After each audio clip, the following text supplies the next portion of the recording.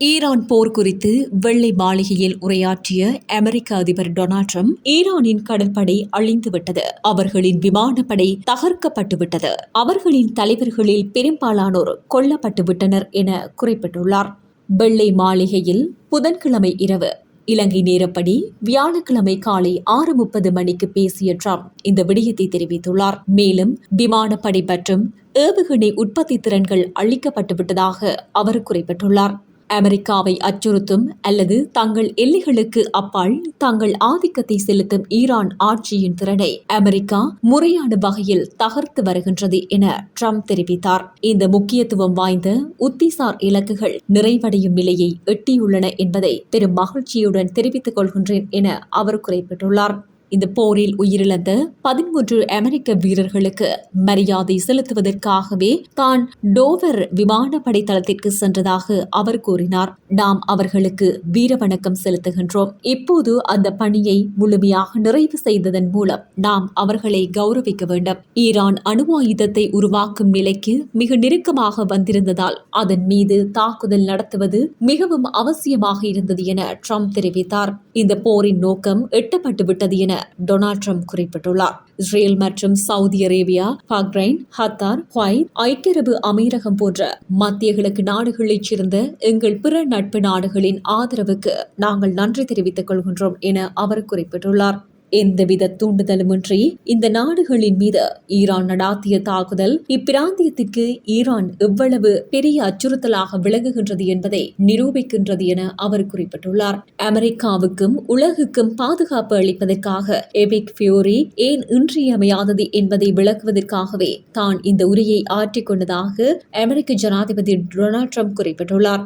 ஈரானுக்கு எதிராக அமெரிக்கா மேற்கொண்ட ராணுவ நடவடிக்கைக்கு எபிக் ஃபியூரி இன்று பெயரிடப்பட்டுள்ளது.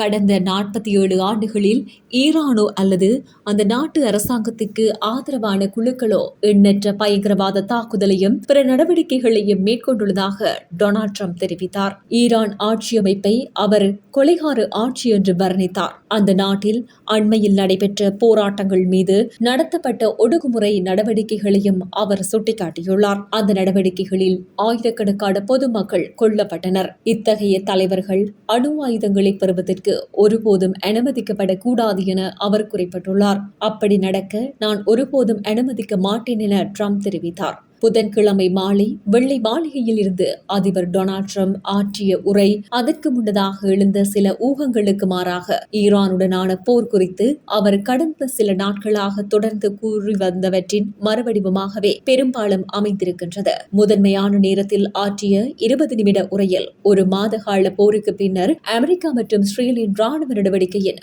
முக்கிய உத்திசார் நோக்கங்கள் நிறைவடையும் நிலையில் உள்ளதாக அவர் குறிப்பிட்டுள்ளார். மேலும் இந்த போர் 2 முதல் 3 வாரங்களுக்கு நீடிக்கும் என அவர் தெரிவித்துள்ளார். ஈரானுக்கு எதிரான வழக்கமான அச்சுறுத்தல்களும் அவருடைய பேச்சில் இடம்பெற்றன. அந்த நாட்டின் மீது குண்டு வீசி அதை மீண்டும் கற்காலத்திற்கே தள்ளிவிடுவோம் என்று மீண்டும் மீண்டும் திரும்ப வலியுறுத்தப்பட்ட உறுதிமொழியும் அவற்றில் உண்டாகும். ஈரானுக்கு எதிரான வழக்கமான அச்சுறுத்தல்களும் அவருடைய பேச்சில் இடம்பெற்றன. அந்த நாட்டின் மீது குண்டு வீசி அதை மீண்டும் கற்காலத்திற்கே தள்ளிவிடுவோம் என்று மீண்டும் மீண்டும் திரும்ப வலியுறுத்தப்பட்ட உறுதிமொழியும் அவற்றில் ஒன்றாகும். கடந்த ஒரு வார காலமாக அவர் ட்ரூத் சோஷியல் பக்கத்தில் இட்டுள்ள பதிவுகளையே அவருடைய இந்த உரையை பெரிதும் ஒத்திருக்கின்றது. இந்த போரின் நியாயத்தன்மையை அமெரிக்கர்களுக்கு உணர்த்த அதிபர் ட்ரம்ப் முயன்றுள்ளார். அதற்கு போதுமான காரணம் உள்ளது. ஏனெனில் பிப்ரவரி மாதம் 28ஆம் தேதி அவர் தொடங்கிய ராணுவ நடவடிக்கையை வாக்காளர்களின் நிலையான பெரும்பான்மையினர் ஏற்கவில்லை என கருத்து கணிப்பு சுட்டிக்காட்டுகின்றன. அமெரிக்கர்கள் இந்த போரை தங்கள் எதிர்காலத்திற்கான ஒரு முதலீடாக கருத வேண்டும் என ட்ரம்ப் வலியுறுத்தினார். மேலும் கடந்த ஒரு நூற்றாண்டுக்கு மேலாக அமெரிக்கா சம்பந்தப்பட்டிருந்த மிக நீண்ட காலம் நீடித்த பிற மோதல்களுடன் ஒப்பிடுகையில் இது ஒன்றுமே இல்லை என அவர் குறிப்பிட்டுள்ளார். ஆனால் இந்த போர் எந்தவித திசையில் செல்கின்றது என்பது குறித்தோ அல்லது அமெரிக்கா வெளியேறுவதற்கான சாத்தியமான வழிகள் குறித்தோ தெளிவான பதில்களை எதிர்பார்த்தவர்களுக்கு இந்த உரையில் பெரிதாக எதுவும் இல்லை. ட்ரம்பின் இந்த உரையில் ஏராளமான கேள்விகளுக்கு பதிலளிக்கப்படாமல் தவிர்க்கப்பட்டிருந்தன. முதலாவதாக, இஸ்ரேல் தொடர்ந்து ஈரான் மீது தாக்குதல் நடத்தி வருகிறது. மேலும் ட்ரோன் மற்றும் ஏவுகணை தாக்குதலையும் எதிர்கொண்டு வருகின்றது. இதில் புதன்கிழமை முன்னதாக பாஸ்கா பண்டிகை தொடங்குவதற்கு சில மணி நேரங்களுக்கு முன்பு டெல் அபிவ் மீது நடத்தப்பட்ட தாக்குதலும் அடங்குகின்றன.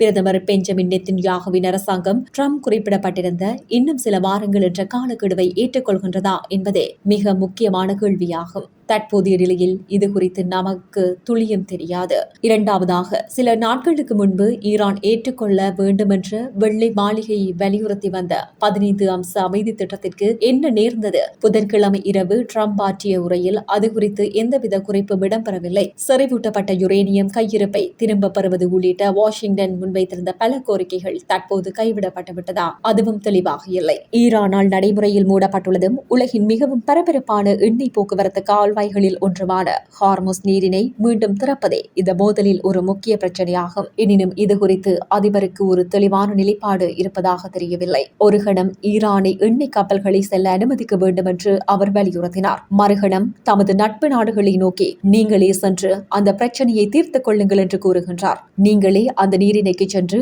அதை உங்கள் கட்டுப்பாட்டில் எடுத்துக் கொள்ளுங்கள், அதை பாதுகாத்துக் கொள்ளுங்கள், அதை உங்களுக்காக பயன்படுத்திக் கொள்ளுங்கள் என்று அவர் புதன்கிழமை என்று கூறினார். கடினமான பகுதி ஏற்கனவே முடிந்துவிட்டது, எனவே இனி எல்லாம் எளிதாகவே இருக்கும். அதன்பின் அவர் மேலும் விளக்கமளிக்காமல் சுருக்கமாக குறிப்பிடுகையில், போர் முடிவடைந்தும் அந்த நீரினை இயல்பாகவே மீண்டும் திறக்கும் என்று சுருக்கமாக கூறினார். எண்ணெய் விலைகள் குறித்து கவலையுறுவோருக்கு இக்கூற்று ஆறுதல் அளிப்பதாக இருக்க வாய்ப்பில்லை. புதன்கிழமை முன்னதாக அளித்த ஓர் நேர்காணலில் நேட்டோ ராணுவ கூட்டணியில் இருந்து விலகுவது குறித்து யோசனை ட்ரம்ப் முன்வைத்ததை தொடர்ந்து சில நட்பு நாடுகளின் மீது அவர் கூர்மையான விமர்சனங்களை முன்வைத்தார். ஒரு கட்டத்தில் அந்த நாடுகள் தாமதமான துணிச்சலை வளர்த்துக் கொண்டு அந்த நீரினை மீண்டும் திறப்பதற்கான ஒரு நடவடிக்கையை தலைமை தாங்க வேண்டும் எனவும் அவர் குறிப்பிட்டுள்ளார். ஆனால் அவர் ஆற்றும் முறையின் முக்கிய அங்கமாக அது அமையும் என்று தெரிவிக்கப்பட்டிருந்த தகவல்களுக்கு மாறாக ட்ரம்பின் உரையில் அத்தகைய சொல்லாடல் முற்றிலும் இடம்பெறவில்லை.